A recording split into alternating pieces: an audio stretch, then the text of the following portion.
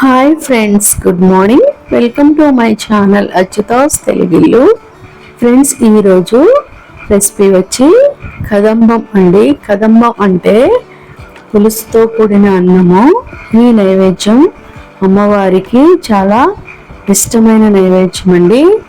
ఈ నైవేద్యాన్ని మనం అమ్మవారికి మహర్నవమి లేదా విజయదశమి రోజు చేసి అమ్మవారికి నైవేద్యంగా సమర్పిస్తామండి.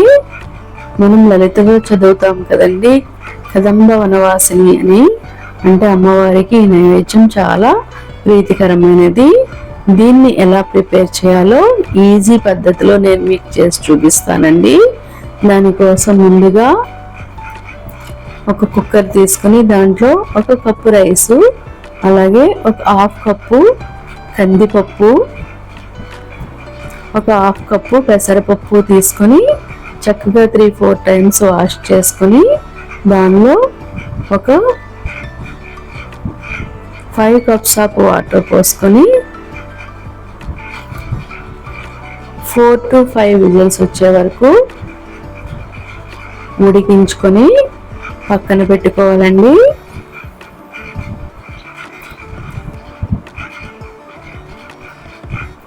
ఇలాగా మనం 4 to 5 కప్స్ వాటర్ వేస్తే మనకి అన్నం చాలా స్మూత్గా వస్తుందండి. అలాగే కందిపప్పు కూడా చక్కగా ఉడుకుతుంది.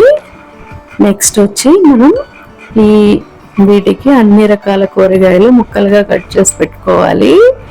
దాన్ని పెట్టుకుని నెక్స్ట్ వచ్చి ఒక బాణలు పెట్టుకుని దాంట్లో మనం ఒక 2 గ్లాస్ వాటర్ పోసుకొని స్టవ్ వెలిగించుకొని అవి వాటర్ కొంచెం బాగా మరిగాక దాంట్లో మనం ముందుగా కట్ చేసి పెట్టుకున్న కూరగాయలు, ఆనపకాయలు, క్యారెట్, అలాగే బెండకాయలు, అలాగే ములక్కాడ, కూర గుమ్మడికాయ ముక్కలు, అలాగే వంకాయ, పచ్చిమిర్చి, అలాగే టమాటా వేస్తున్నానండి. మీరు ఇంకా దీంట్లో చిలకడ దుంప, అలాగే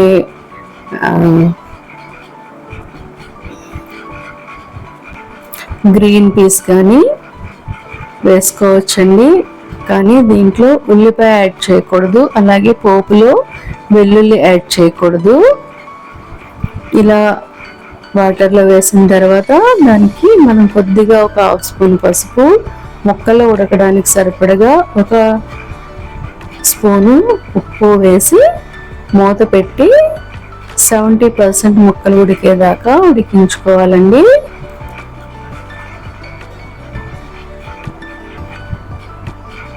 దీంట్లో గుమ్మడికాయ వేయడం వల్ల చాలా మంచి టేస్ట్ వస్తుంది ఫ్రెండ్స్.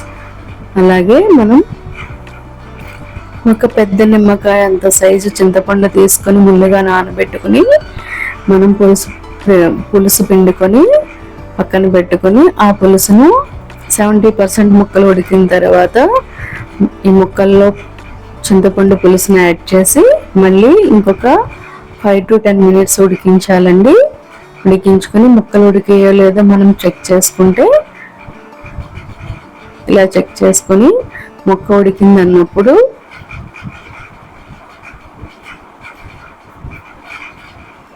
మనం దీంట్లో ముందుగా ప్రిపేర్ చేసుకున్న సాంబార్ పొడిని వేసుకోండి. ఇది నేను MTR సాంబార్ పొడి వాడుతున్నాను. మీరు ఇంట్లో ప్రిపేర్ చేసుకున్నదంటే అది కూడా వేసుకోవచ్చు. అలాగే చిన్న బెల్లం ముక్క యాడ్ చేసుకోండి. ఇది పులుపును బ్యాలెన్స్ చేసి మంచి టేస్ట్ని ఇస్తుంది. లేదు వద్దు అనేవాళ్ళు బెల్లం ముక్కని స్కిప్ చేయండి. ఇవన్నీ వేసాక మళ్ళీ ఒక 1 మినిట్ ఉడకనిచ్చి దీంట్లో కొద్దిగా కొత్తిమీర, అలాగే ఫ్రెష్ కరివేపాకు వేసుకొని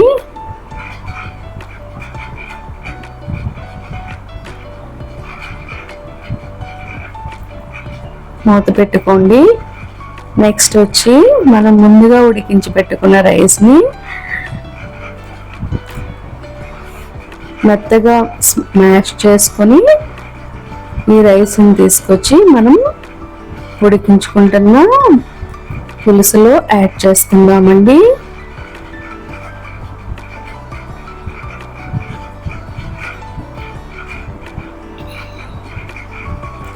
ఫ్రెండ్స్, ఇది అమ్మవారి ప్రసాదంగానే కాకుండా పిల్లలకి రైస్ బాక్స్లోను, అలాగే పెద్దవాళ్ళు కూడా రైస్ బాక్స్లో సాంబార్ రైస్గా ప్రిపేర్ చేసుకుని పెట్టుకుంటే చాలా హెల్దీ అండి. ఇందులో 2 రకాల పప్పులు కలిసాయి, అలాగే అన్ని రకాల కూరగాయల ముక్కలు ఉన్నాయి కాబట్టి ఇది చాలా హెల్దీ డిష్ అండి.